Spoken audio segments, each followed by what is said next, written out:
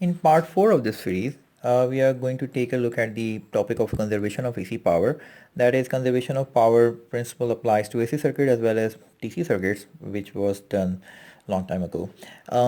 That means, if you have multiple loads connected to a source, that total complex power in network is the sum of the complex power of individual components. All this is also true for real power and reactive power separately, but is not true for apparent power, because apparent power is the magnitude of the complex power. Okay, so the complex real and reactive power of the source is equal to the respective sums of the complex real and reactive powers of the individual loads. Let's take an example. We have a load of 15 minus j10 ohms. We have the line impedance of 4 plus j2 ohms, and the source is 220 angle 0 volts RMS. And we have to figure out the reactive power, real power and reactive power absorbed by the source, line, and the load. The total impedance, we just add these things together. That's the total impedance. And current to the circuit is just divide this thing by the total impedance. We have the current.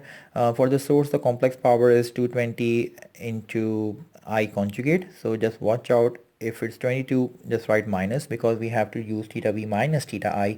That's why we use I conjugate here for the inversion of the sign. So it's polar numbers, so that's the apparent power of the source, and that's the power factor angle. Write this thing in the rectangular form. That's the real power supplied by the source, and that's the reactive power, and it's negative. That means this whole circuit is actually has a leading power factor circuit, because you can just say that's 4 plus 15, that is 19 ohms, and j2 minus j10, that is minus j8. So overall the nature of the circuit is reactive. For line, the voltage is V line, just multiply this thing 4 plus J2 into I, whatever the current we just found, and that is the current. For this, that is the voltage. Complex power absorbed by the line is real power, that is being absorbed by this resistor, and the reactive power, that is the energy being stored and delivered back to the load every half cycle. And S line equals to, we can just use S square I square into Z line. That is the real power of this thing, and reactive power is given here. For the load, the voltage is that 192.38. Just multiply 15 minus j10 into I. So if you look at the load, this is 15 ohms minus j10. That means it's a leading power factor load or a capacitive load. So the voltage here is 192 volts here. This is important, and the voltage here is 220 here.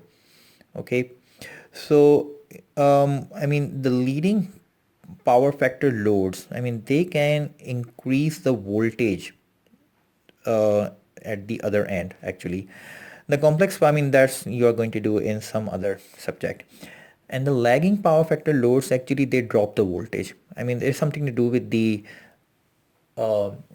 excitation of the generator, but you'll see in another subject. Okay, the complex power absorbed by the load is V load into I conjugate, and we have the apparent power and the power factor angle, or the real power consumed by this 15 ohm resistor, and the quadrature or reactive power being stored and supplied back to the source every half cycle. Let's take an example. Two loads connected in parallel, respectively 2 kilowatt at 0.75 power factor leading, okay, and 4 kilowatt at 0.95 lagging. Calculate the power factor of the two loads and find the complex power supplied by the source. Obviously, if I just figure out the complex power of this and this, I just add them together to figure out the complex power supplied by the source. So just take a look at load 1. It's 2 kilowatt at 0.75 power factor leading. That means it's a capacitive load. Current leads voltage. The angle has to be cos inverse of this thing equals to be minus. Power factor equals to real power over apparent power. So we can just write real apparent power equals to power over power factor 2.66. I can just write this thing as the magnitude of the complex power with the power factor angle. That is the complex power of load 1. Talking about the load 2, it is 0.4 kilowatt at 0.95 lagging. That means lagging means it's inductive load. So I'm going to take cos inverse 0.95. I'm going to write plus due to lagging. Here I wrote minus due to the word leading. So power factor, same thing, real power to apparent power ratio, or average power to apparent power ratio.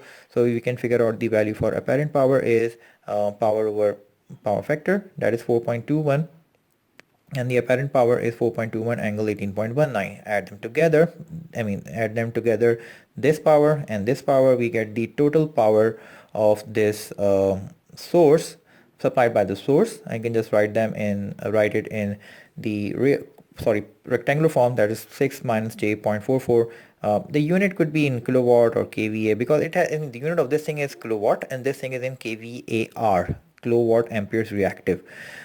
Here the unit could be written in kVA, so it depends on the writer, whatever unit you want to use.